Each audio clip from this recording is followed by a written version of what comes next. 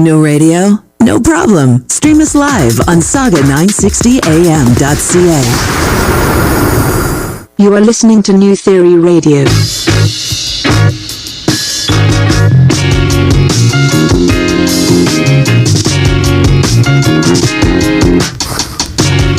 Hello and welcome to another edition of New Theory Radio, here live on News Talk Saga 960 AM. My name is Nav Nanwa. I am your host, and this is the show we theorize on all things current affairs, pop culture, and everyday life. Thanks so much for joining me today on this February 23rd edition of the show. We have a jam-packed edition lined up for you this evening.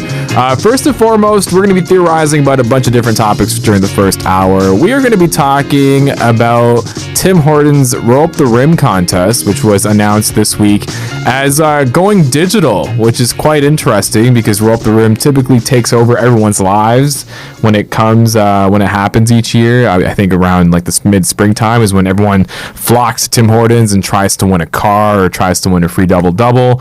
But this year they're taking a bit of a change. They're going to be doing it via normal cups for 2 weeks, and then they're going with these digital cups via a Tim Hortons app for the remainder of the contest, which is quite the interesting decision. And joining me to talk about that will be my good friend. She is the founder of Our Wave Hub, which is a fantastic organization that's really pushing the technology and the future conversation forward. My good friend, my good pal, Prieeyya Kesh will be joining me in studio to talk about this. As well, another good friend of mine, he is a former city councilor for candidate for the city of Brampton. I almost said former city councilor. He could have been a city councilor. And he's also a software engineer, and he's someone that's known for memes, actually, on Facebook. Really clever and smart memes. My good friend Sushil Tailor will also be joining me to talk about that. And if we have time, because I feel like we're, both of them love Tim Hortons, and this conversation could take a while. If we can squeeze time, we'll also talk about Canada's growing tech sector, because Google just came out with some news a couple weeks ago about their expansion plans across Ontario regarding new workplaces. And then let's also chat about Instagram Music. So Instagram Music got added to the Instagram platform this week. Everyone and their mother is now including Instagram Music into their story posts, and I'd love to get both their thoughts on that. And then a little later in the show, we're going to be joined by Linda Boo, who is the founder of an amazing organization called Peel Gems, the Girls Empowerment Movement. They do a lot of wonderful work all across Peel that really focuses on empowering women, really focuses on mental health resources, really focuses on equality, and it'll be fascinating to learn more about this organization as well. I'd love to get Linda to chime in on International Women's Day, which is coming up in just a few weeks. And then we are going to close out this week's edition of New Theory Radio with artist / instructor Jagdeep Raina. He'll be calling in as there's an amazing show that he's putting on at the Peel Art Gallery, Museum and Archives, also known as PAMA. This coming Saturday, February 29th, it is the opening of his show Chase, which is in conjunction with the University of Guelph, which is the university that he actually teaches at. And we're going to talk more about this exhibit and just what it really means to be an artist of color in today's art world. All this and more on this week's edition of New Theory Radio, so I urge you to stay tuned in, and we're going to take a quick commercial break, and then when we come back, we're going to be joined with Sushil and Prieeyya, and we're talking all things Roll Up the Rim here on News Talk Saga 960 AM.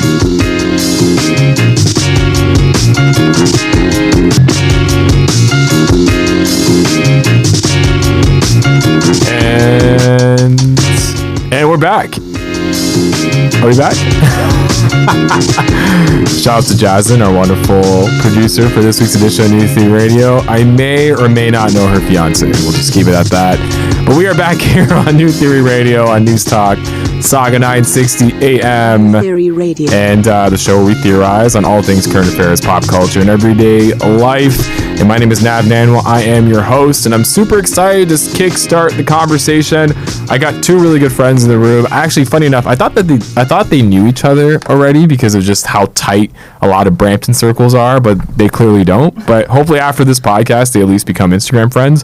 I have from Our Wave Hub, the founder, and the visionary, and she's now also the host of her own podcast called The Future Of, right? Yep. It is my good friend Prieeyya, Kaur, Kesh, someone who's not a stranger to Saga 960. You've been on The Element a few times, right? Yeah, I have. And it's so funny because Jyoti, who's the producer here, was also just joking about how I've been here a couple times but still don't know where things are.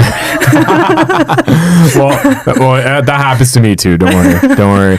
And then another non-stranger to Saga 960. It's funny because when I put this show together, it didn't occur to me that you guys are here like every other week. But whatever. Thanks for making time for my show. It is software engineer extraordinaire, former city council candidate. Okay, that's in barely 2014. Dude, I'm always gonna say that about you because I remember that's what we met when I was on Rogers TV and I interviewed you. And I'm like, this guy would be an awesome city councilor. And then I realized you like didn't campaign at all. You just kind of, I think you were gonna campaign, and then you're like, forget it. No, it's more like I was gonna campaign, and then you chose not to. Well, no, a couple folks said they were gonna help me, but then their dad put their name in the race. Fair enough. And they were in Cuba when that happened. Yeah. So even they had no idea, and then they came back from Cuba, and it was a whole thing. So all good, man. It's my good friend Sushil Tailor, no stranger to the weekly show with Ryan Gertrude. Were you on this morning or no? No. Okay, good. Thank God. Yeah. That would have been hilarious. I would have been. Yeah, you would coming back here twice. Yeah. I would just bunk in the couch. Yeah, why not? It is a comfy couch. Yeah. I've contemplated taking a nap there. But thank you both for joining me. You know, what I love about both of you is not just your experience in tech, but just your ability to think about the future and be able to comment on things going on and how they're progressing. And one of the interesting topics from this week it was about Tim Hortons. Tim Hortons, I would say, for the last little bit, it's been kind of struggling a little bit. Like, their sales haven't been the best. I believe their CEO or someone in their C-level had recently departed the company.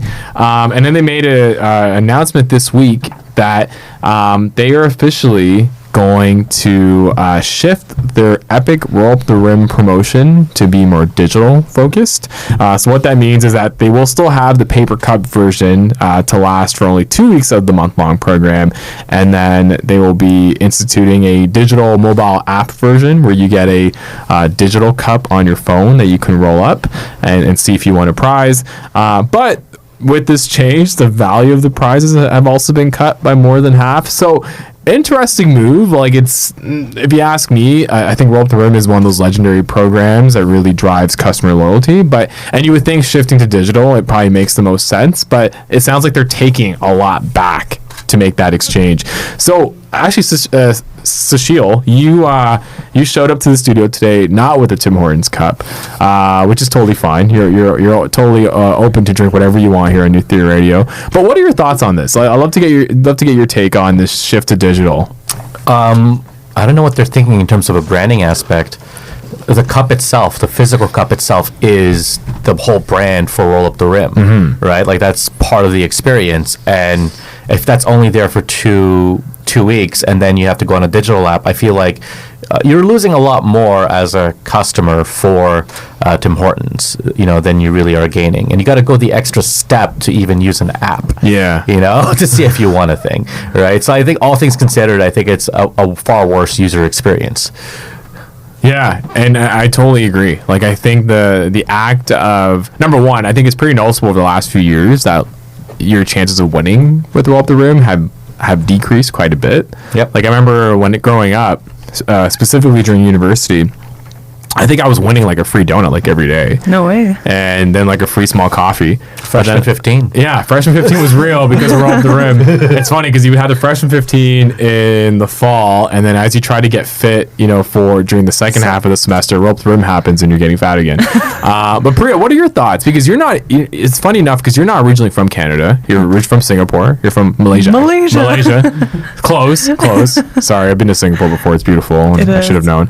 But Tim Hortons is one of those Canadian institutions. Yeah. Like, I think it's the Canadian thing to do to buy a Tim Hortons coffee or get Timbits. And I'm assuming that's how you got introduced to Roll Up the Rim, right? Yeah, no, totally. For me too, it was such an experience. And if I remember correctly, I think it's been going on for 30-something years, Yeah. and it happens annually, and it's like a thing here in Canada that people look forward to do at certain times in the year, buy a Tim's cup and see what their chances are, right? But Yeah. just echoing what Sushil said, like, I think when I was hearing the news about this, the thought of tradition versus sort of iterating and keeping up, like, with tech change comes to mind, right? Like, is Tim's trying to be proactive with, like, this whole digital era and digital age of, like, apps and web apps and, like, all of this AI talk, that they're introducing that layer into their branding and user experience? And does that whole concept take away from their, like, the tradition of roll up the rim, right? Because it's a tradition versus, like, do we keep up and try something new here? But in terms of, like, how it affects sales, like, at a net value, like, it's so interesting because, like you said, the total value of prizes also is decreasing. So I'm not sure what the actual thinking is. Well, there is one. So again, according to this article that I pulled up from the Financial Post, so I state based on this article, Tim Hortons is trying to make the digital version more appealing by offering more chances to play if you use the app. So the way it works is if a customer playing just on the cup only, they get one chance to roll up the rim. But if a customer who is registered on the app gets to play on the cup, they have like 3 chances. They get more than one. Yeah. Get 3 roll-ups on the app per purchase. So to me, it just sounds like they're trying to figure out a way to get more downloads for their app versus a user experience. I don't know, Sushil, what do you think? I mean, if the incentive works, it works. I'm not so sure whether it will. I mean, like, oftentimes, even if you download the app, you might do the first 3, additional roll up the rims that you get for free. Yeah. But then after that, are you going to remember to take out your app every time when you go to Tim Hortons, right? Like, you have to really make the process seamless, as part of a regular day, rather than having to, keep adding incentives to get people to use an app, right? Because if you think about the Starbucks app, I find that the Starbucks app does a fantastic job in being that utility app where, again, you can pay for all your purchases through that app. But I think with the use of the push notifications, or the fact that even when you're paying, you can see how many stars you accumulate, there's like a whole gamification aspect to it that keeps you want to come back. Or to your point, like, I may, for the novelty, buy my Tim Hortons copy, roll up the rim, and then, okay, now that I have the app, roll up my special 3 and see if I've won. But that's such a tedious process, especially since buying coffee at Tim's, there's that convenience aspect to it, right? Like, you're looking to really just get your coffee and then get out of there. I mean, I think they should have thought of themselves as perhaps building a loyalty app, because that's what they want at the end of the day. They do seem to want loyalty. But it's just an app that seems like a lottery app more than anything else. And so I don't think they're going to get the same usage that they want out of it. It seems more like a one-time thing too, right? Like you said, the Starbucks, I've used a Starbucks app a bunch of times, and it's sort of incorporated into the experience of buying coffee from Starbucks, right? Like, it's that longer term, like, you download the app, accumulate, and that's the loyalty program side of things. But this seems more one-off, where, like, you download the app for the purpose of roll up the rim, and that's it, maybe, right? Like, you only use it for, like, once a year, maybe? And then, like, uninstall, and it's like my phone is constantly struggling with storage. Well, and that's the dilemma too. Is I remember seeing, who did I see speak on this? The name escapes me, but I remember someone mentioning that, like, app storage on your phone is so coveted that as soon as you feel like an app is useless, you're just going to delete it. Like, no ifs, ands, or buts. Like, storage is so crucial that if an app doesn't have almost daily usage to you, you're going to see no use. And even, like, I'm also thinking about Tim Hortons and the fact that it is such a Canadian institution.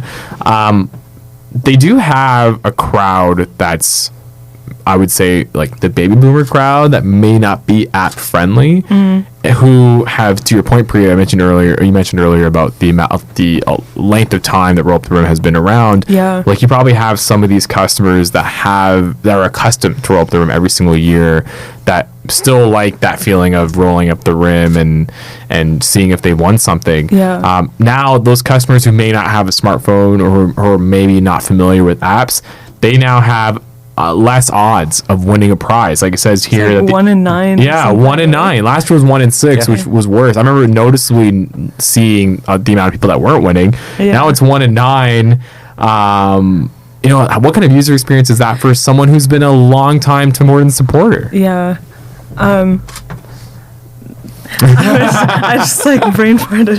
It's okay. It's okay. No, but that's the interesting part of it is like, are we too busy? Like, again, maybe the juice is worth the squeeze and they're trying to get to the younger demo, but Yeah. is it worth sacrificing some of your loyal customers? No, an interesting perspective I wanted to put forth was, so in the Tim Hortons is like this large enterprise, right? And Yeah. and I come from the startup world, and a lot of our theory or way of operating is to test and try out things, Yeah. and then if it works, great, and like move forward with it. If it doesn't, like we pivot, right? abandonship. Yeah. Yeah. So like an interesting perspective to this whole thing is maybe like Tim Hortons as a company too wouldn't know if this would work if they didn't try. Do you know what I Yeah, mean? that's true too. Like it's cool, like because I don't think this has been done before. Yeah. Or they've done this before specifically. I'm not sure, right?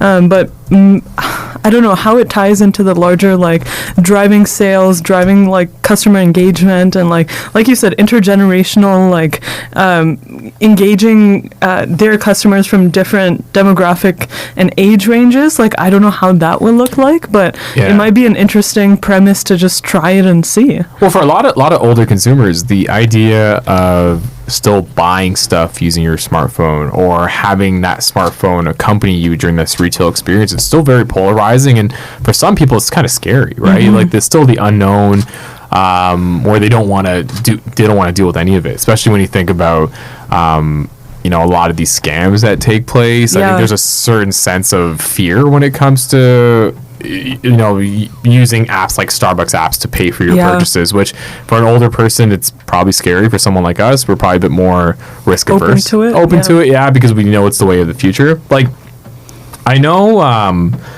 it's interesting because I know McDonald's with their Monopoly program, because McDonald's was pushing their app hard last year during the Toronto Raptors partnership, where they said, I think and I remember they won a ton of awards for this, but it was around the lines of, I think if they get 8 3-pointers, you get a free small fries, but you can only redeem it using your app if you download it. And I think this year they ended up incorporating their app a lot more with their Monopoly game, where if you bought a cup that had that little sticker on it, you rip it off. I think you can punch in the code in your app. Yeah. I think that, like if They gamified it. yeah, it totally gamified it. I think if Yeah. Tim's went that route, like where, hey, we still got the cups, but you have to almost go to the app to see what you've won.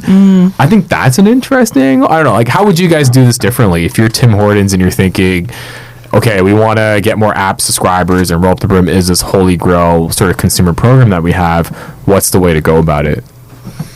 My opinion was it's probably to go to the loyalty route more than Yeah. anything else, right? Go the Starbucks route rather than the McDonald's route, because at least McDonald's had an existing game. There was a board game involved with it, Yeah, which is yeah. Monopoly. Yeah. And so if you want to take, each little thing you win inside of McDonald's Monopoly, then put them inside of your app, it's like you're saving, your progress Yeah. in a game that you're playing across multiple purchases, right? You don't really get the same capabilities here with this application, right? But if you think about it, what McDonald's is doing is in some ways still kind of like a loyalty app, right?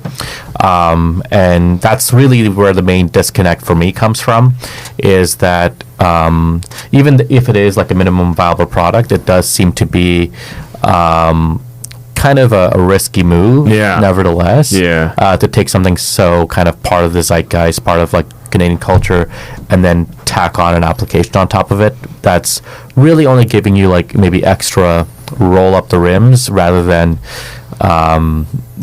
saving progress or rewarding you for being a loyal customer. Yeah, and I think you hit the nail on the head. Sometimes there's just big focus for companies to, we got to innovate, we got to move to the digital space. Like there's all this talk of taking what you're doing now and finding ways for it to live on a smartphone or live on the cloud or to be able to be become an app that people can use on the daily.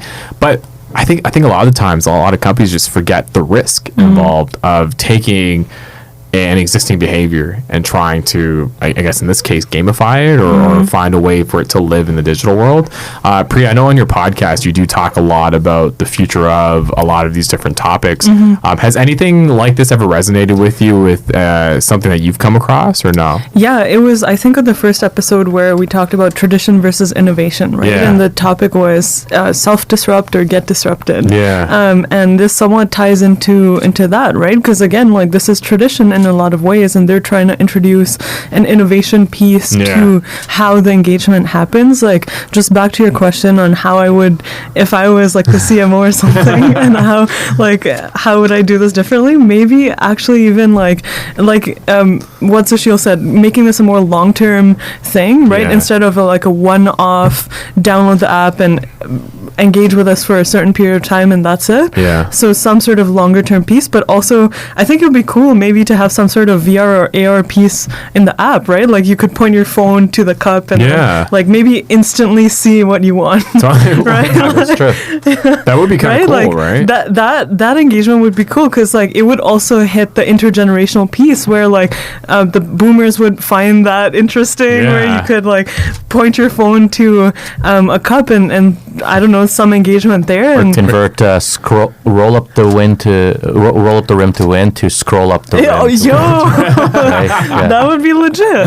Yeah. Scroll up the rim. Wow. Okay, we're gonna trademark that. In case someone from Tim's is listening, it's so funny because I think, was it Country Style or Coffee Time that did like a parody of this? Something to do with like flip the lid or something like that. I feel Probably one of them. I mean, I don't pay attention to either. yeah. But no, I remember there was like a parody, and who knows? We're probably giving them ammo to go to market better from a second mover advantage. They'll need to provide better coffee. Yeah. We had a great conversation on Tim Hortons and the fact that Roll Up the Rim is going digital, and again, I think the conversation got even better off air. But no, we can definitely move on. Both you guys dabble in the tech world.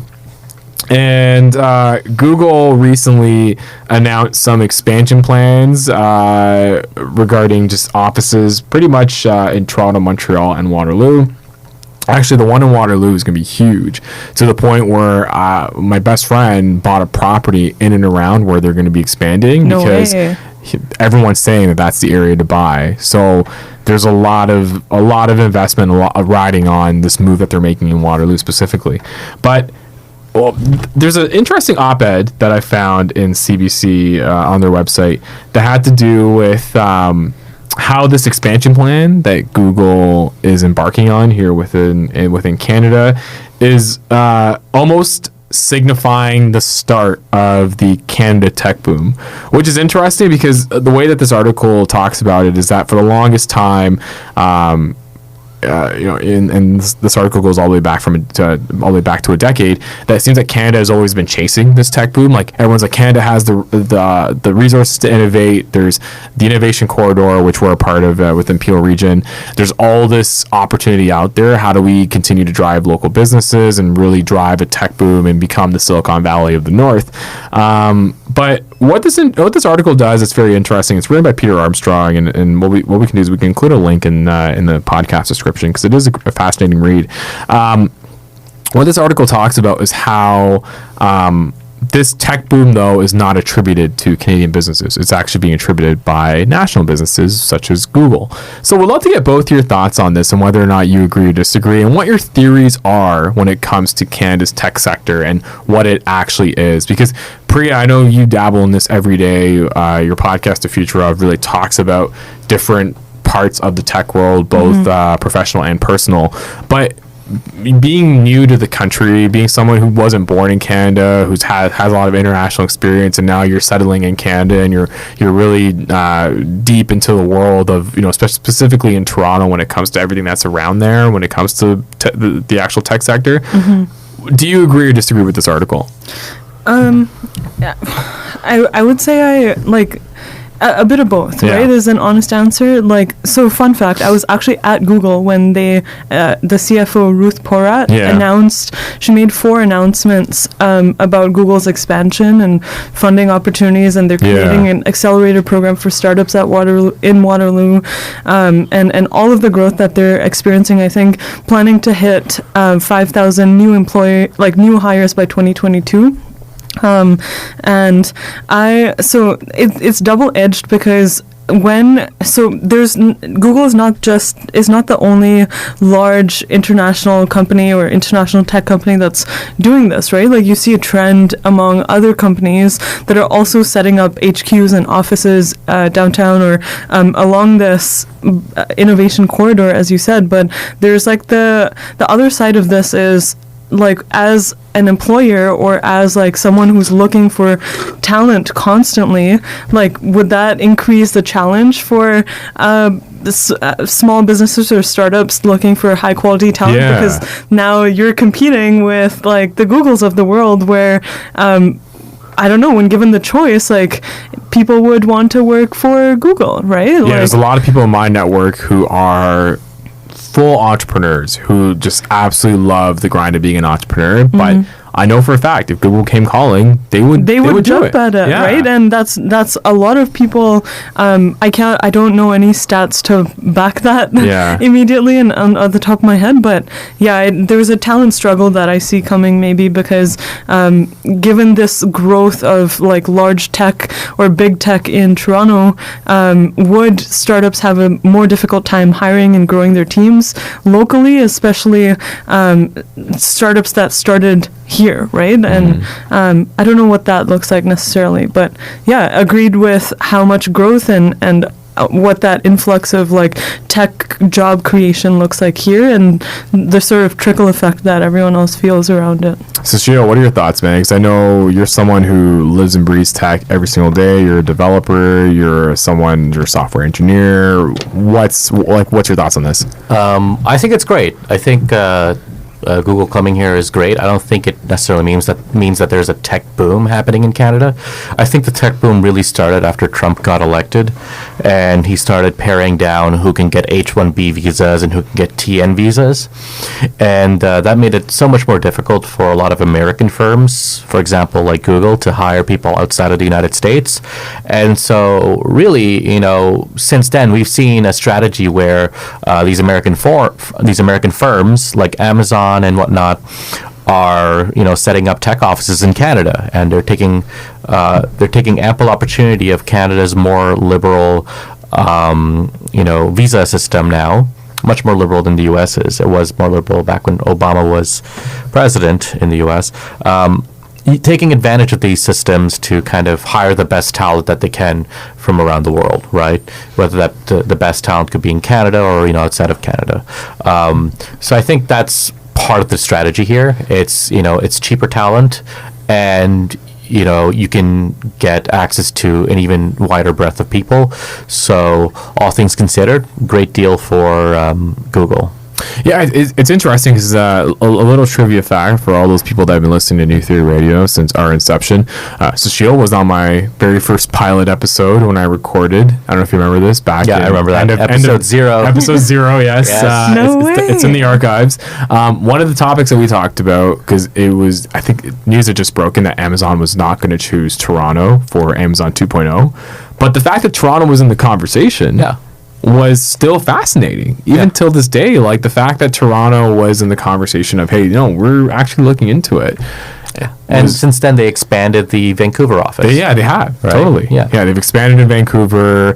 I actually know a lot of people within sort of the industry that I work in, or I used to work in consumer packaged goods, who have now gone over to Amazon. Yeah. Like, it seems like there's a lot more opportunities, and tech is, like, I find that tech is always hot. Like, everyone just wants the piece of tech, like, whether it's pivoting into a totally different career or taking something that you're currently doing and focusing more on the tech side. It seems that more and more people are trying to be a part of this movement. Does that really surprise you guys? No. Not really, no.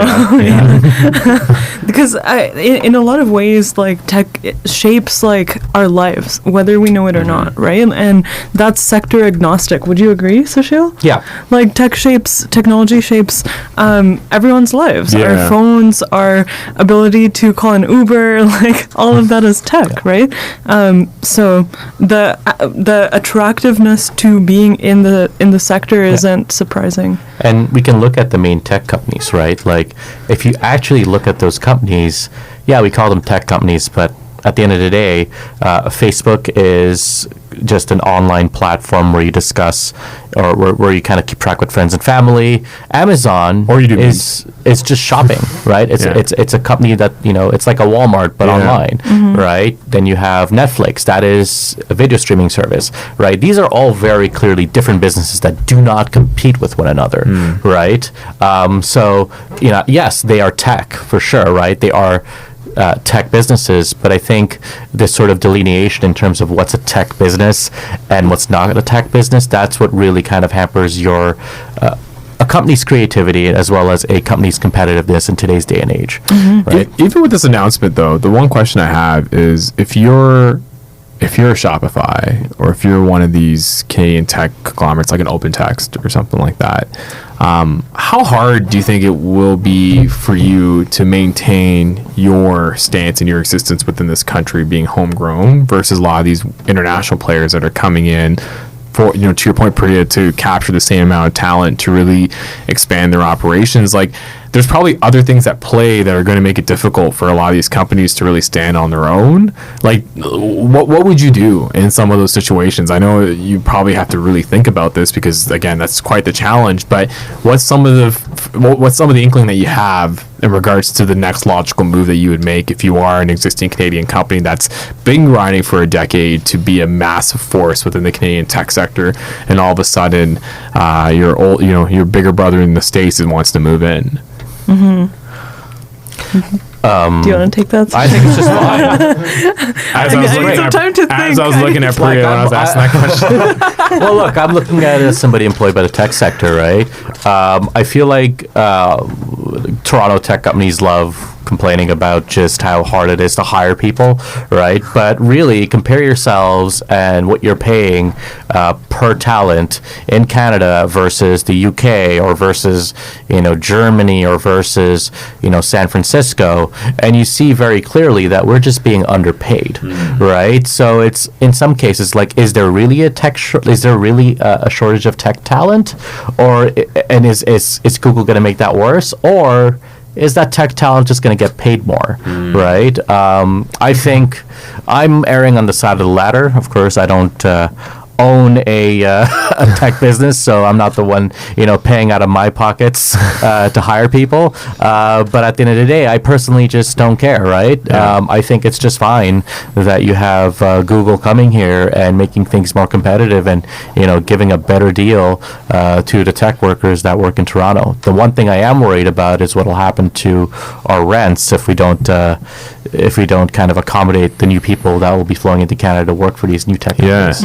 Yeah. Right. Yeah. I would say there's sort of a push and pull, right? Because like a homegrown Shopify-like company would to sort of remain competitive and keep their presence alive. I would say would probably be challenged to expand into international markets, right? Like Google operates in international markets, and that scale and that level of operation keeps like that push and pull between someone like a Shopify and someone like a Google. So maybe it would challenge like local homegrown companies to start thinking a bit bigger and although maintain a presence here, but try and enter and exist in more markets around the world. I would kind of add to that. I feel like Toronto, if you want to think about it, is the best place to have an internationalized business, right? Totally. You wanna set up shop in Korea? Great. We've got a lot of Korean Canadians you can tap into right here. You want to set up shop in India? Great. We've got people who can do it, right? Set up shop in China, same goes, right? I mean, you can do that here, and if you just think about multiculturalism a little bit differently, you can kind of get that done, right? Whereas, say, if you were based out of the United States, maybe even Houston, right, you'd maybe have a tougher time doing that, right? You don't have the same breadth of people that you can tap into. But you can do that here in Toronto if you just got to think a little bit differently, and you can internationalize if you really wanted to. Yeah, and the move to Montreal is an interesting one too, because Montreal, I know for the last 20 or so years has gone through some challenges, like as a city or even as an economy, in regards to really finding something that's prosperous for a lot of their residents to really see a lot of success or really gain a lot of good exposure from a career standpoint. So it's interesting that Google is going to be expanding into Montreal. That could bring forward some interesting developments in an area that probably needs it. Like I know there's a lot of real estate development now coming up in Montreal, so maybe they're building around some of these entrances. But another thing I find interesting, again, I go back to Waterloo. Like it's going to be interesting to see how Waterloo looks in like 10, 20 years. Because again, I know Waterloo has this rep of being the Silicon Valley of the North, but with the big move like Google actually coming in, setting up shop, and the fact that now real estate properties are dependent on this expansion, I think, wow, like Kitchener Waterloo is just going to look a lot different, I think. And again, I know a lot of people that buy in those areas right now because they're very affordable, but to your point, Sushil, I could see the rent skyrocketing in those areas too. I would say that, like, if you have worked at, say the Googles and the Facebooks of the world, and then you go off and start your own business and you talk to investors, I feel like that can get you a whole lot more money as well, right? That's true. So I think just having these companies here would give us a boost in terms of even getting funding, right? Because you can kind of tap into that pedigree that you couldn't otherwise do so. Yeah, exactly. One last thing before we kind of close out this portion of the show.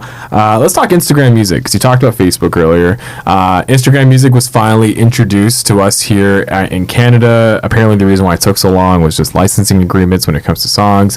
Another interesting innovation when it comes to social media in general and the usage of stories. Now we can integrate music into these stories that aren't our own. What are your guys' actual thoughts on this? Do you feel like now Instagram's at a point where it's very untouchable, and that for a new social medium to sort of come in and take over this top spot? Because in my eyes, I think Instagram's number one. Like I think everyone's just doing everything on Instagram right now. Do you feel like with this move, it's just going to continue its momentum as being sort of the must-have social medium across the board?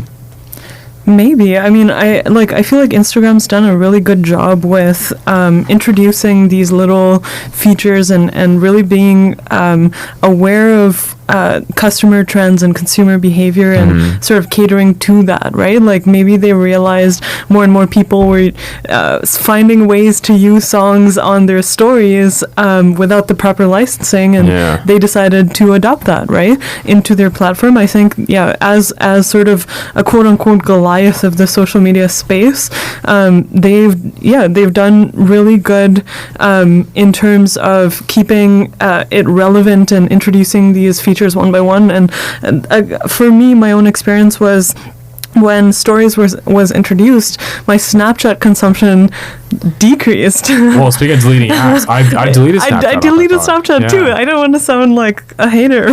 No, but again, you're getting it all in one. You're getting it all in one. The utility factor of Instagram is there. I think organic reach on Instagram is now getting harder because platforms like TikTok now exist, and I think, I don't know, maybe there are going to be more verticals in which there are social networks that are created, like TikTok. Its function as a social app or social networking app is vastly different from Instagram. But you're right. I would say like everyone is on Instagram. I can see Instagram coming for TikTok soon. Maybe. I have a feeling like I think that's just the next logical step. Like especially now that you've been able to figure out the licensing part here within Canada. I think the next the next move is going to be, how do we make Instagram TikTok in a way? I see a lot of TikTok videos on Insta. Yeah. So. Yeah. Sushil. I feel like you've been using Instagram Music the entire weekend. Right? No. I think it's It's a good pivot. I think it's a good addition to what they already provide. And it does seem like they're trying to compete against a lot of these newer apps that are popping up where you can kind of include music that is licensed. So I see where they're going with this. And I think they're trying to do to TikTok what they did to Snapchat with stories.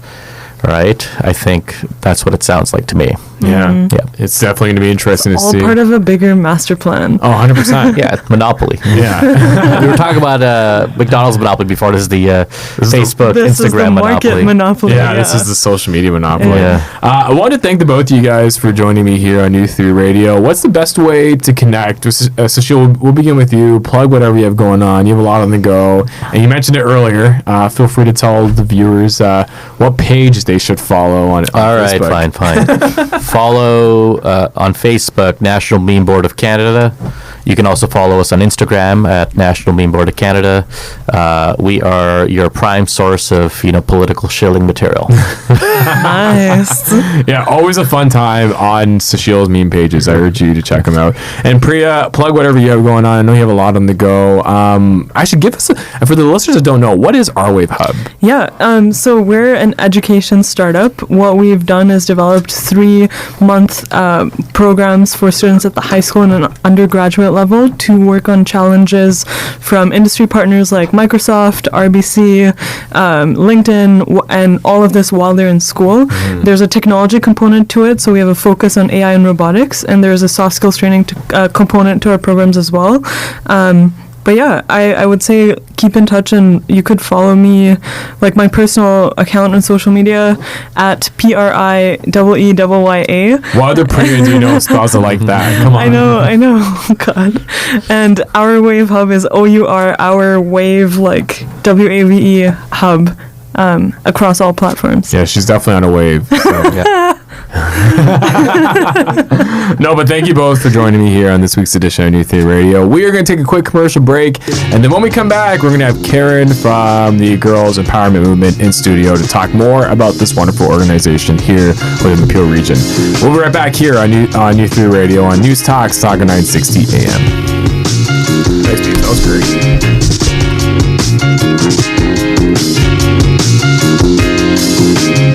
And we are back here on New Theory Radio on News Talk, Saga 960 AM. My name is Nav Nanwa. I am your host.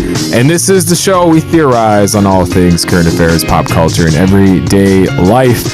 And I'm super excited to have in the studio a fantastic group here locally that's really pushing the conversation further when it comes to really empowering girls that live in Peel. They are the Girls Empowerment Movement envisions a society where youth of diverse backgrounds have equitable access to leadership and mentorship opportunities in which they realize their full potential as empowered community members.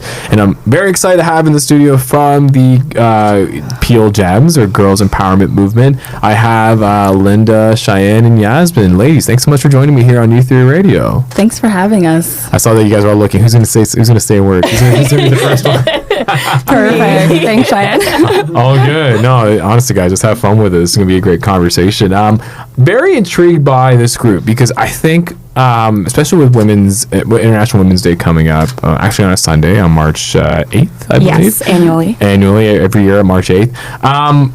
There's always conversation around equality. There's always conversation around a lack of resources for women. There's always a conversation around women getting their true fair share.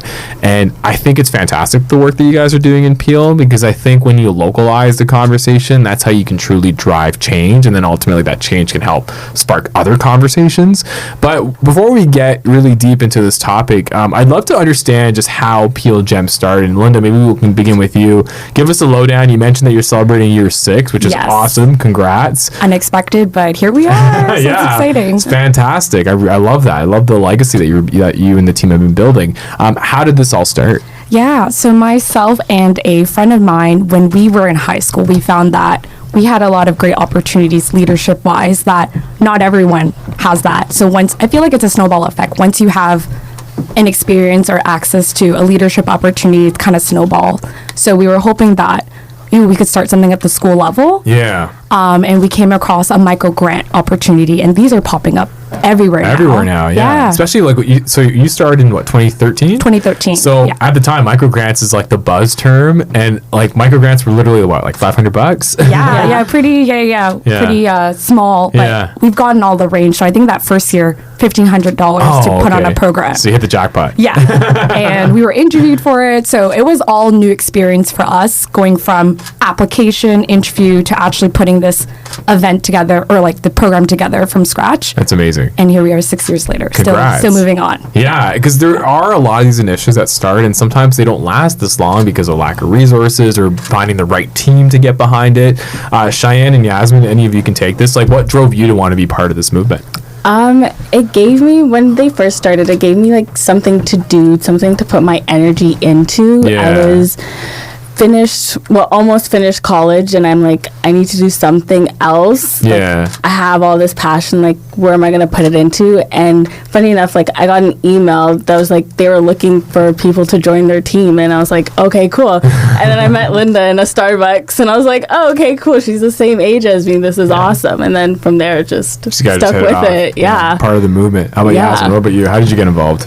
I was just starting university, and I heard they had a position open. Oh, right. And then as I was looking around for other empowerment spaces, I didn't see a lot that had like a lot of diversity. And so when I looked at this team, I was like, this is it. They have everyone. They're open to discussions, and it's been almost 4 years now, so it's been a good run. I love that. I love the fact you touched on diversity, because I think that's crucial. Like being able to have these conversations as people of color, like I think is really important, because growing up, you know, being surrounded by immigrant parents or immigrant relatives, you see situations where women cannot be empowered. Like there's just different structures in the way families are set up. There's just opportunities that unfortunately are not given to certain individuals, and it can be very, very hurtful when it comes to you being a second generation immigrant or a second generation citizen that's trying to make change in this world. How have you girls, sorry, I won't call you guys, how have you girls gone about really changing that dialogue? Maybe Linda, will begin with you. Sure. I think for us, it starts with creating a safe space. I think oftentimes other spaces where some of us may have not feel safe or empowered to be a part of those spaces or conversations, or to kind of use our voices to speak on particular issues, comes back to, do we feel supported to kind of take a stance on something or to talk about something? So that's where we start from, is ensuring that we're on the same page, and our values are really reflective of what we want to see in the world. So radical empathy, that we realize and recognize that each one of us have lived experiences that are diversity, even though, we are women of color here, we come from other intersecting identities that, we need to be able to talk about that. No, exactly.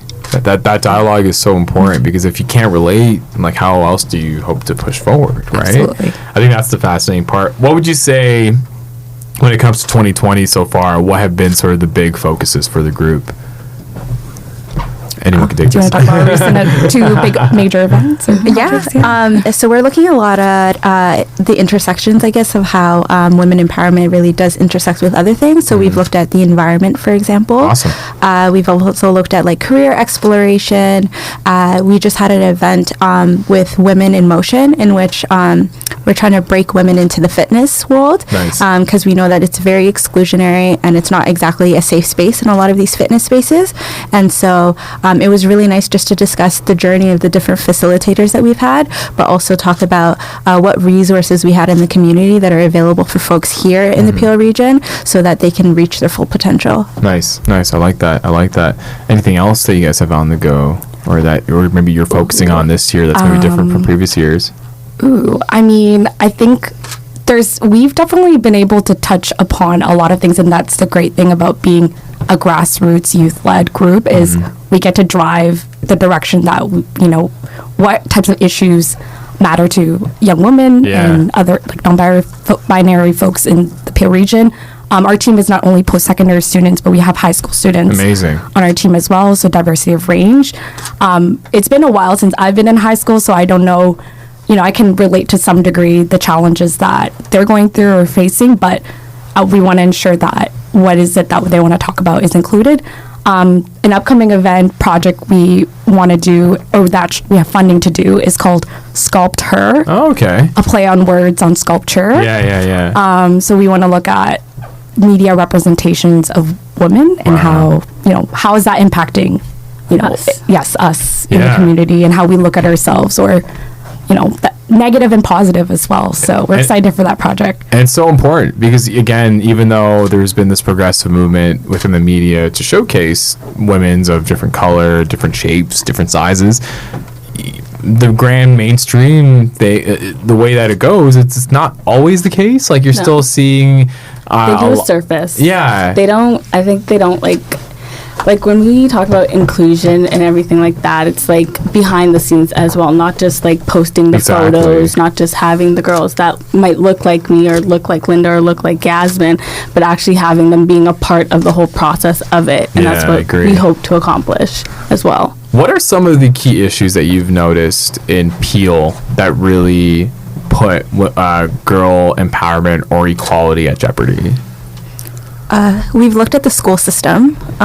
So Peel District School Board is the publicly funded school board that everyone attends. Yeah. And we were even having a conversation today about how in Peel District you could see the difference within like sports teams, the funding that the girls sports team would get versus the boys sports team, or the resources that were available, whether it be empowerment activities specifically for girls or financial literacy we've also touched on. And so within the school system there's a lot of gaps, and what's really nice is with the funding that we do receive, we've been able to fill some of those gaps, especially with our high school coordinators. Nice. That's a direct line to what's going on in the school system right now, especially we've all went to Peel District ourselves. Yeah. So it's really nice to have contact with the students and try and fill those gaps on the go. That's really fascinating. I had no idea that actually existed. Like, it's crazy when you get down to that level. You just assume that when schools get funding for sports, that it's being... It goes to everybody. Yeah. No. Like, at one instance, we were talking with some of our directors, and they were like, how the boys will get proper soccer uniforms, and the girls won't. Oh, wow. So, like, that gap there, it's like, why are we not being put on the same level in the field with them? And then... sometimes the female teams do a lot better than the male teams. Exactly. Like, just talking about at a broader scale, like the Canadian women's team. Yeah. The Canadian soccer and basketball team do fantastic. And they don't get as high as pay. Yeah. That is... Or recognition, right? Recognition for it. That just blows my mind, because that means that a lot of those issues start at a very early age. Like, how discouraging is it for someone who is a fantastic soccer or basketball player in high school that's maybe... really doing their part to become very good, but then they're seeing that equality exist right from the get-go, and then when they get to that highest level, the equality the inequality just continues. That's so disheartening. I think it's frustrating, especially because I have young cousins who are girls and they are into sports, and to see that, like, what they're seeing now is like they'll put on ESPN and not see the women's basketball as a prime time or something like that. So it's just like, why? And they have questions like, why isn't it showing us? Like, what can I tell you? Right? No, even just thinking about the Raptors, like, I hope one day there is a WNBA Toronto team, because I think hope so. Yeah, Toronto is such a hot market for basketball, and the female demographic really loves the Toronto Raptors, that I'm sure now, even with the success of the Canadian basketball female team, that a logical extension would be a WNBA female Toronto team, right? I would hope so. Yeah. I would love to see my cousin up there one day. Yeah, she the North, right? Yes, exactly. Shouts to Bianca. International Women's Day comes up, like we mentioned, in 2 weeks from today. And every year they have a theme, they have a hashtag that they want to push forward. This year's hashtag is hashtag each for equal. So now, just straight off the website, this is what the hashtag means. Individually, we're all responsible for our own thoughts and actions all day, every day. We can actively choose to challenge stereotypes, fight bias, broaden perceptions, improve situations, and celebrate women's achievements. Collectively, each one of us can help create a gender equal world. Let's all be each for equal. So it's really pushing on equality, similar to what we've all been talking about. How do you feel about this rally cry? Like, does this really resonate with you right now? Do you feel like we've been having the equality conversation, that we should be sort of thinking about moving even forward with it? Does this help the conversation move forward? Like, I'd love to get just thoughts around the room regarding this year's theme, and whether you like it or you dislike it. And maybe Yasmin will begin with you.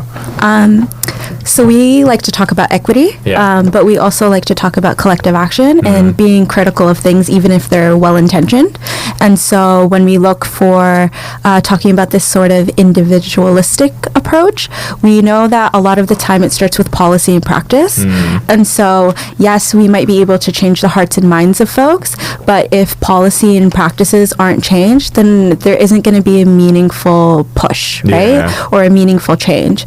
And so, of course, we do these grassroots things and we have conversations, and that will really change the hearts and minds of folks. But what we want is to see action. And so being critical of even International Women's Day and the partners or the statements that are made, I think that really encourages people to go even past what we think is okay for minimal change and try and have transformational change. Totally. No, I get that. Cheyenne, anything you'd like to add? Yeah, it's kind of the same thing. It's like we can talk about it all we want, but if we don't see those policy and changes being put into effect, then is it really helping us at all at this point? No. It's just like the NFL. We can talk about taking a stand in police brutality, but if policies aren't put in place, all we're doing is talking at this point. In some ways it's like lip service, right? Like to go, I'm going to take a stand, but like I think actually, Linda, let's go with your thoughts, and I'll bring up this other point. No, I will just echo what's been already said, and I think highlighting an issue, dialogue is always important.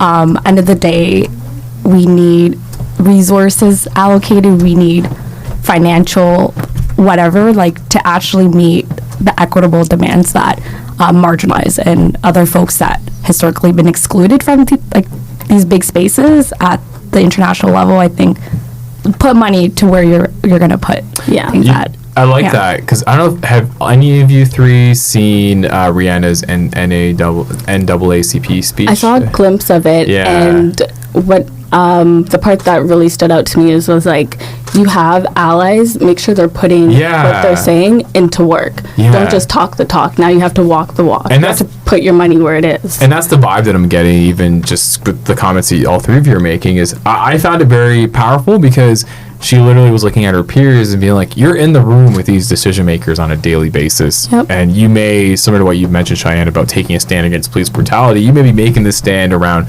women equality, but if you're in the room with predominantly male execs or business people or coaches, like, why not use your influence to tell them to think about things differently? Like, I bring in those people to kind of be like, okay, let's change some of things up. Let's show them like what we can do. Yeah, I really, again, I watched that speech, I guess late last night, and again, I was like, yeah, Rihanna, like you tell your friends, exactly. You tell your friends, you put them on the spot like that, because I think we forget that sometimes. I think we get too enamored with so and so is fighting for this. Okay, that's awesome. I love it. But then you're like, okay, but they're also a celebrity, meaning that they do have access to a lot more resources. They can easily use their influence to talk to the person at the very top. Do they? Right. So, how does Gems Peel Gems do that? Because I see you guys on Facebook. I've seen the photos with Patrick Brown and a lot of the counselors. Are you, Linda, you and the team, are you guys able to have sort of this influential dialogue with these city executives, and how is it usually received too? Yeah, we have primarily been peer-to-peer learning and chatting a lot about what we can make a difference in our own communities.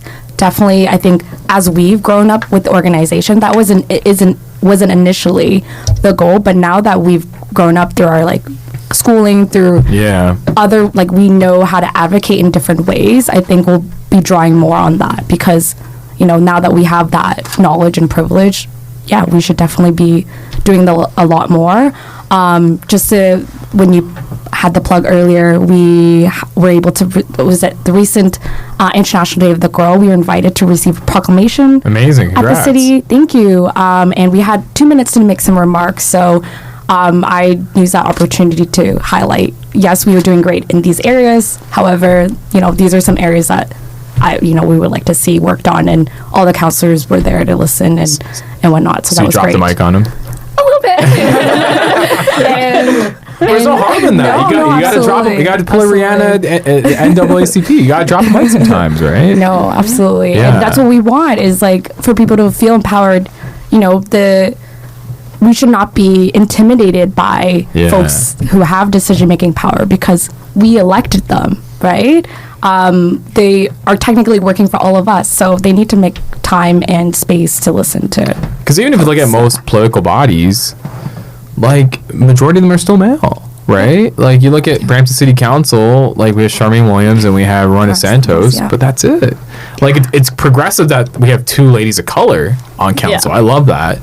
But again, like, I think there needs to be more room made, right? And I think that's the hope that you tend to have. I still remember telling people when the federal election was taking place, I said that it's so sad that there was only one female at the leaders debate. Like, how is Canada considered so progressive, but there's still a lack of female representation across the major parties? Like, it's just mind-boggling, right? In every sector, especially in leadership. Yeah. Like the highest leadership the highest level. Yeah. I still have a theory that, again, I'm getting super conspiracy theory now, but I still have a theory that if Justin was opposed by a female in one of the major parties, I think it could have swayed, or I think it would have definitely put him on the spot considering some of the things that he was dealing with, right? So, I don't know.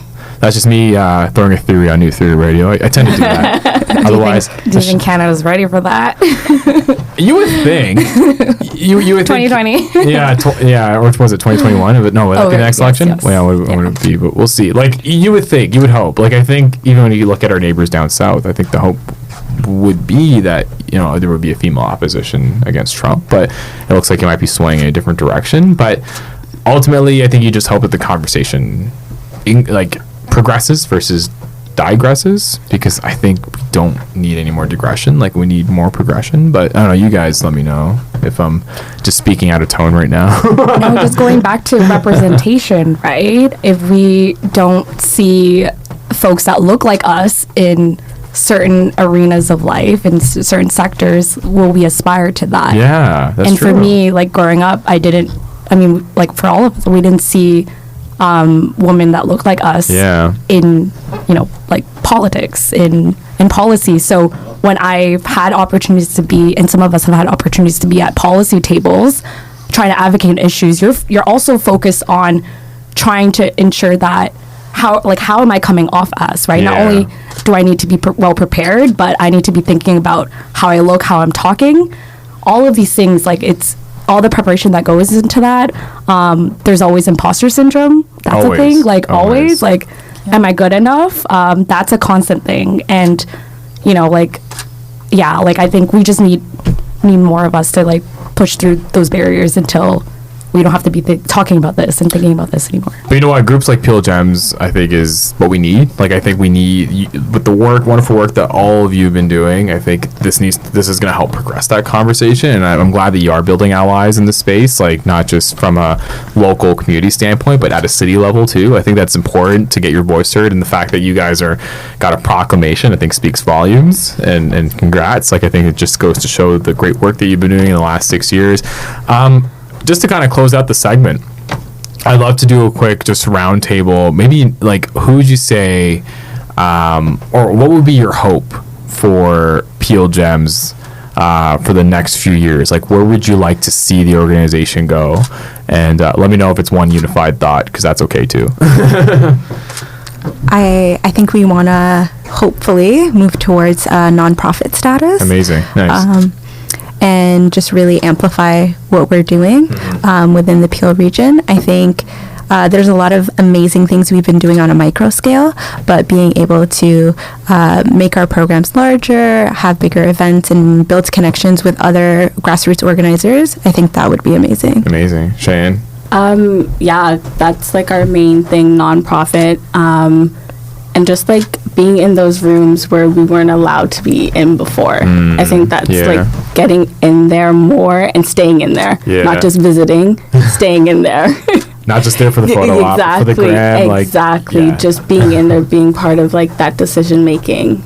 Amazing. Linda? Love it. And to add on to both of these great ideas, being able to compensate the team. I think we're volunteer driven and led. Yeah. However, my big thing has always been like if there's opportunity to fairly compensate everybody for their that's a big thing that I want to make sure that we do. I love that. I love that that's one of the motives, because I think a lot of people have a lot of good in them in regards to, hey, I want to volunteer, I want to make a difference. But then there's also bills to be paid. And I think can't be just starving. Yeah. Yeah. And it's activists over here. No, totally. It's one thing to make a change, but I also feel like, there are opportunities to make the change and still get paid for it, right? So absolutely. if you can find that balance, I say 100% take it. One last question before we close out the segment.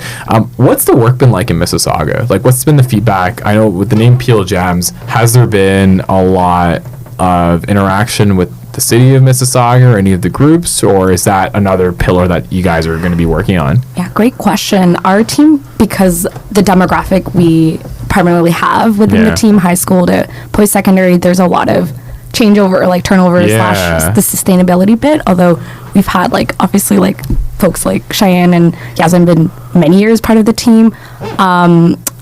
We definitely want to be able to do more engagement in Mississauga and Caledon. Amazing. Which often, Caledon often gets forgotten about a little bit. It's challenging to keep the engagement going. So, our team fluctuates between having more members from Mississauga versus Brampton, and it's weighted over the years. Yeah. But we had an event at UTM recently, Amazing. so Nice. we're trying. Yeah. No, it's good. It's good. And I think, slowly but surely, and I think you guys will definitely get there.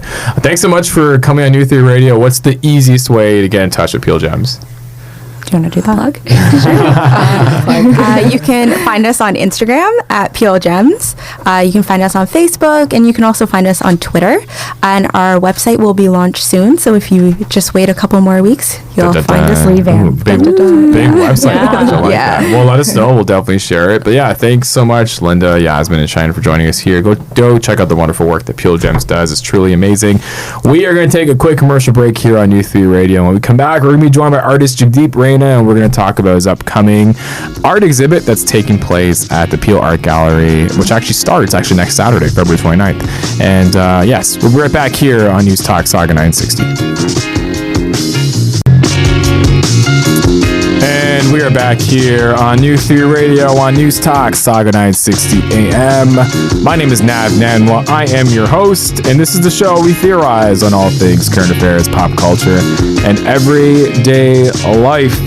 And I'm super excited to have on the show an amazing artist and instructor for the University of Guelph. He is an individual that has their MFA degree in painting from the Rhode Island School of Design, as well as a BFA from Western University, and has participated in artist residencies all across, including the Fine Arts Work Center, as well as the Camden Arts Center Slade School of Fine Art. And he is joining me today to talk about his exhibit. It's entitled Chase. It's a film screening and panel discussion, and it'll be taking place at the Peel Art Gallery Museum and Archives, otherwise known as PAMA, on Saturday, February 29th, 2020. We're super excited to have him here on New Theory Radio. We have Jagdeep Raina currently on the line, calling us from Guelph. Jagdeep, how's it going, man? Good, man. Thank you so much for talking to me. Yeah. No, dude, super excited. I actually first came across your work because a good friend of mine is Noise, and I know you did the album cover for Noise and Selena's EP, I guess they released a few years ago. And yeah, I did. Yeah. It's cool stuff, man. Like I like your take on sort of on just on different scenes, on people's faces, on expression. You definitely have a style that's very unique, and the one thing I really enjoy about it is just how raw and uncut it is. And I think next Saturday, as you embark on bringing Chase to the Peel Art Gallery, would love to sort of talk more about how this came about and what it means for, to you to have this opportunity within not only the Peel Art Gallery but in the city of Brampton. So how did you get your start in art? I was always really interested in kind of the arts as a kid. I did many years of singing and Indian classical, and then in high school even as a kid I was always drawing and painting. And then when I got to high school, I had an amazing high school art teacher who really kind of pushed and encouraged me and really nurtured me, and I ended up taking a class with her throughout my entire 4 years. And then she made a rule when I was in grade 12 and said that I only want people to take my class in grade 12 if they really want to pursue art after high school. And the class by then was like 6 of us. So I loved her and she was great. And then I ended up going to Western and I studied my Bachelor of Fine Art there. I did a major in English too. And just from there I had amazing professors at Western who were really supportive and nurturing. Many of them I'm still really close with. And then when I graduated, I came back to Guelph and I was with my family, and I managed to, I was just working and I was able to get a small art studio and made a lot of work. And then I had a lot of professors who encouraged me to pursue my master's, and I ended up doing my master's, and grad school was really incredible too. Again, just really nurtured me as an artist. And yeah, I feel like I feel very lucky that I've been able to kind of get amazing teachers and instructors, but I also feel like I've worked really hard.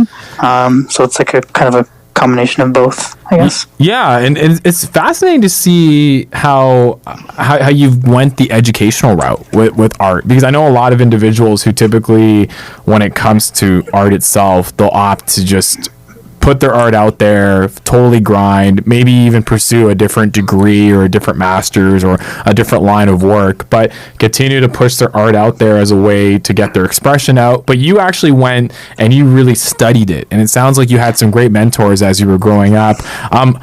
I have to ask, man, being the son of South Asian parents, just like myself, how supportive were your parents early on? Because there's always this underlying rule or this underlying thing about, ethnic parents never want their kids to go in the arts because there's never any money there. But I'd be curious to kind of understand how that was for you. Yeah, I mean, they weren't supportive, actually. Like, they were really struggling with it when I was in high school, and I would start, like, secretly dropping my science classes and taking, like, painting and drawing, and and I really kind of, but I don't know, I felt like I was just really stubborn, and I had an older brother who was really supportive, and he's also very artistic, too, so he really kind of, really inspired me, and I just didn't let anybody... Yeah, I just didn't let my parents kind of their frustrations get in the way, and then there'd be moments when like it'd be hard for them to get angry. Like I would get fully funded scholarships, and then I would get these big grants, and I would get You're saving the money. Yeah, and I would get all this like funding, and then they would be like, okay, like this guy's pursuing art, and like he's not asking us for any money. He's working really hard and paying for it on his own. So it kind of created this sense of almost, I guess, respect for them, like as the years went by, and then they were like, I'd come home and my dad would like look at me with like a strange look on his face and be like, oh, I saw that you got a $10,000 check from Canada Council for the Arts, things like that. So I'd be like, yeah. So I feel like as the years went by, I just kind of put my head down and I just didn't, I don't know. And also the thing about studying it in high school and university is like, I think it's a really humbling thing, because I think that like I feel like for me, I always feel like artists who are truly smart are always aware of how little they know. So that's kind of the mindset that I always operate in. I feel like I don't even like calling myself an artist. I'm just somebody who's like really kind of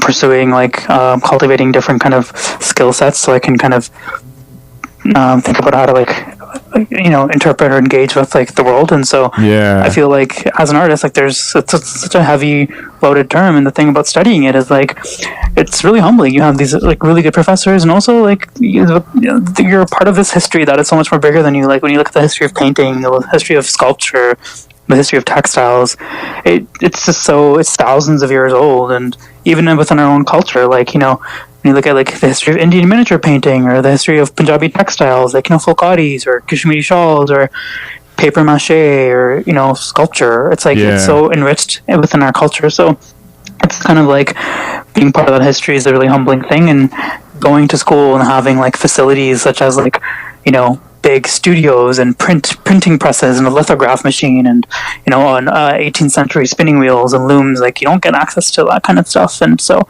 I think being a part of like really kind of classically training and studying it, and I'm still constantly studying it right now. Like even this past weekend I've been doing a 24-hour intensive in Toronto, working with a master weaver who's teaching me how to weave and spin, so I can start producing fabric. And I spent the whole day like in front of a loom, like hand like needling each piece, like 234 pieces of thread, so I can start weaving fabric. So it's just like you have to put in the discipline, you have to put in the time. And I mean, that's just my route. Like there's no wrong route, there's no right or wrong route. Like if an artist wants to just use social media as a way to build like a career, that's cool too. But I also feel like I'm really shy, and like I'm not a big social media person. So for me, it's like I just want to like be in the studio and like put my head down, make work, and keep pushing myself out of my comfort zone, keep learning new skills. Like I just found out I got a big grant to do a 6-week intensive sewing workshop in Belmont, Ontario, and then I'm going to Vermont for the summer to do a 1-month textile workshop. Then I'm going to go back to Pakistan and do a 1-month intensive working with a man in his 80s who's going to teach me like traditional embroidery work from Kashmir. So it's like I keep pushing myself in these positions where like I'm always the student. I like being a student. I don't like calling myself an artist. But that's awesome, man. I like learning. Yeah, no, but it's important, and I again, it's so motivating to see someone like yourself push yourself out of your comfort zone even after education, because it's very easy once you've done your degrees to feel like I'm done with school, I'm done with learning, let me just move on and just start my career. And I'm actually guilty of that, man. Like I remember doing my undergrad and doing my MBA, and after finishing my MBA, it was like, oh, okay, I'm done with school. I never want to go back. But lo and behold, after working corporate for a couple of years, like I ended up, leaving my job at the time, and then I went back to school, and I remember feeling so much better about learning something new. Like it just felt refreshing.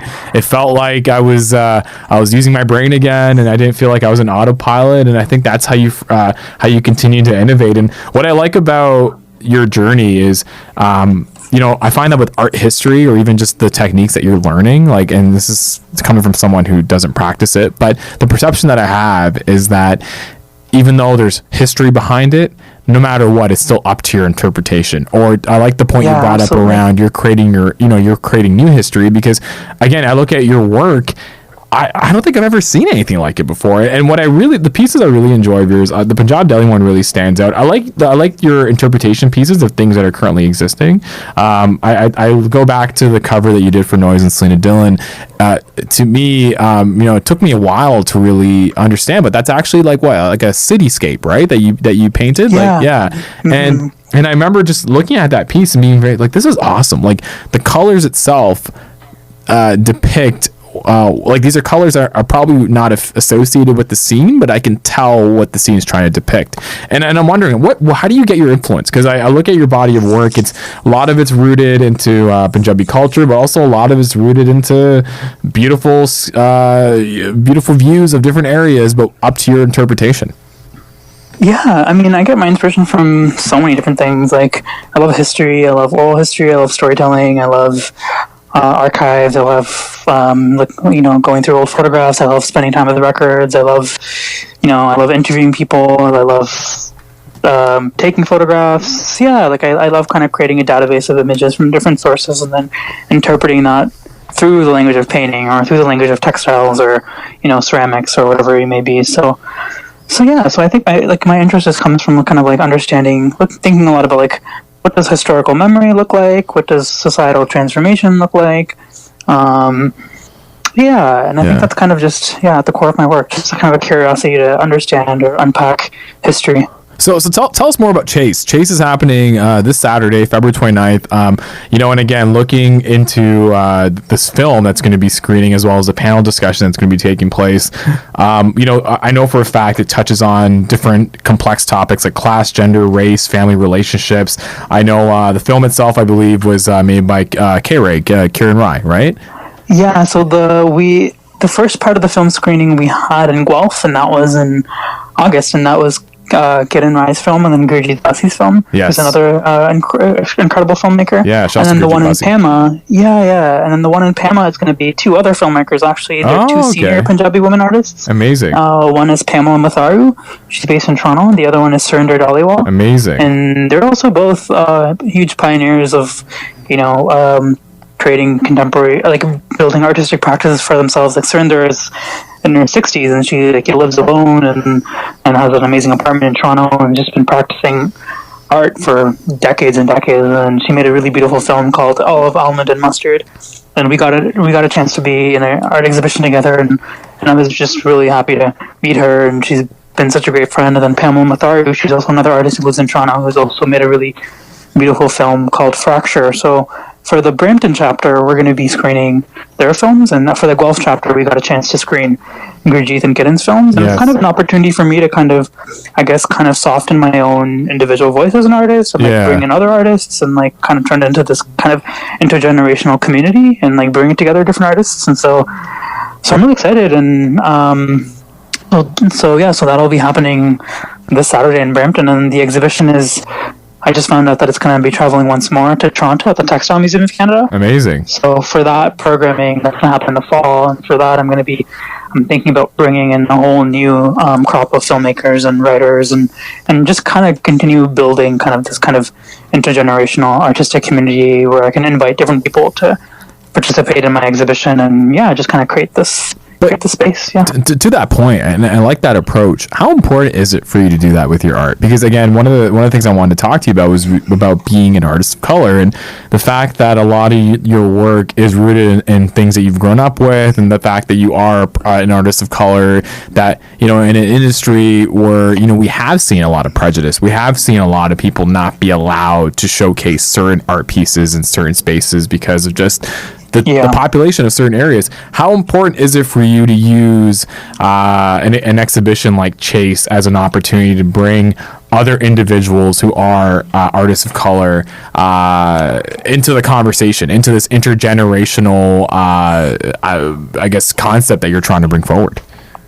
Yeah, I mean, I think it's really important, and it's also I just think it's like, I feel like I've been lucky enough to kind of have this privilege of having an institutional solo art show, and there's an incredible and also really exciting and fun opportunity to kind of like deconstruct my privilege and like use it as a way to kind of highlight and like bring forth more like queer women of color, or like Punjabi women, and like bring more kind of marginalized artists into these spaces, so we can really kind of create this platform where a lot of different artists from all kinds of different, genders and races can kind of be celebrated. And I just think it's one of my favorite artists was a guy named Felix Gonzalez Torres, and he passed away in his late 30s. He was very young, passed away from AIDS, and he was living in New York, and he was from Cuba, and he was a big, activism is a big part of his artistic practice, and he talked a lot about, homophobia and like racism and things he was experiencing, and one way that he would kind of combat that is that he always said that I want to soften my individual voice as an artist, and he would always kind of, whenever he would have these big solo exhibitions, he would always invite his friends to kind of come and participate, and they were poets and musicians and writers, and I loved that, and I was like, I want to kind of embody that. So whenever I get a chance to kind of have a solo show, I love kind of, like I had a solo show in October of last fall at a gallery in Toronto, and I invited an old roommate of mine who is African American, and he makes really beautiful work kind of exploring ideas of Black masculinity and identity, and he wrote a beautiful wall text for my exhibition too. So it's just like a really fun way for me to kind of keep bringing more kind of like a more kind of diverse kind of programming or voices into an exhibition where, like you said, who's maybe necessarily 10 years ago, 5 years ago, their work were never kind of seen or recognized in these spaces. Yeah, no, man, kudos to you. I think your work is awesome. Chase sounds like a fantastic experience. And I'm also very appreciative that the fact that, you yourself are using your platform to kind of put other people on, because unfortunately, in the arts and culture world, you don't see a lot of that. You see a lot of people who get selfish, who really want, all the attention on what they do. And that's kind of the title, what the title means too. Yeah, the title alludes to that. So the title Chase is kind of, it's like a double-edged sword. Like, for this body of work, I was kind of looking at, histories of migration from the global south, particularly from where we come from, Kashmir and Punjab, and kind of documenting those histories. And then that idea of like chasing for a better life and building a better life for yourself. But at the same time, I feel like that word chase kind of also is it is a double-edged sword, because I think sometimes when you're chasing something too much, it creates a scarcity mindset where like you feel like you need more, and you start kind of blocking other voices out, and it creates a sense of like selfishness. So I'm also trying to touch upon that in my work too, how a community isn't homogenous, and when you start tearing it open, it's very complex, and there is kind of problems, and there is kind of greed and selfishness, and that scarcity mindset develops, and a chase for more can kind of lead to that. And so I think that's kind of, I was thinking a lot about that in my work, like how do I kind of resist that, and like, not kind of make this kind of individual, like heroic solo art show, but instead kind of bring like more people along with me. So it can really truly be kind of a global community gathering. Amazing, man. Amazing, Jagdeep. We're looking forward to it. That's, again, Chase, Awesome. taking place Saturday, February 29th at the Peel Art Gallery Museum and Archives. If you want more information, we'll definitely include it in our podcast description.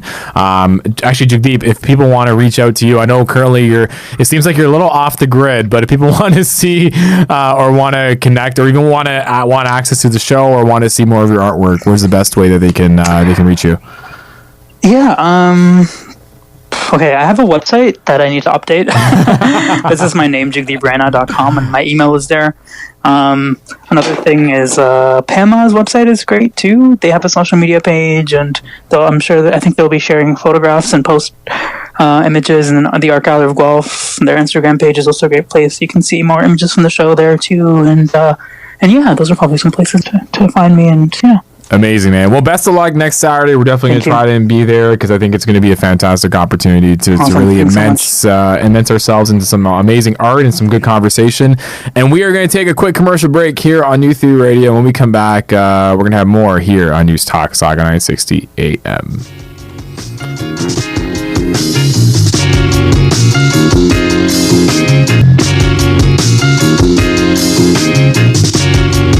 And we are back here on New Theory Radio on News Talk Saga 960 AM. My name is Nav Nanwa. I am your host, and this is the show where we theorize on all things current affairs, pop culture, and everyday life. Special thanks again to Jagdeep Raina, artist extraordinaire, for joining us earlier to talk about his exhibit at the Peel Art Gallery Museum and Archives. It is the Chase panel discussion and film screening. That's going to be along with his exhibit. That's going to be taking place this coming Saturday, so go check it out. And again, special thanks to Prieeyya Kesh of Our Wave Hub, Sushil Tailor, as well as Linda, Yasmin, and Chian of Peel Gems for also joining us on today's episode. If you missed today's episode, it airs again tomorrow from 8 to 10 p.m. And then the podcast version is available on iTunes and Spotify on Tuesday. So be sure to check it out one way or another. As well, if you want to connect with us, it's at New Theory Radio on Facebook, Instagram, and Twitter. If you want to connect with me, it's at Nav Nanwa on Instagram, at nnanwa on Twitter. If you want to connect with at Saga 960 AM, it's at Saga 960 AM across everything. Shouts to my photographer, I'm at Nanwa, aka at Colorblind Photography _ Shouts to Dusty Loops, at Dusty Loops, for making the beat. And that's a wrap for this week's episode. You will hear all of us next time. Peace.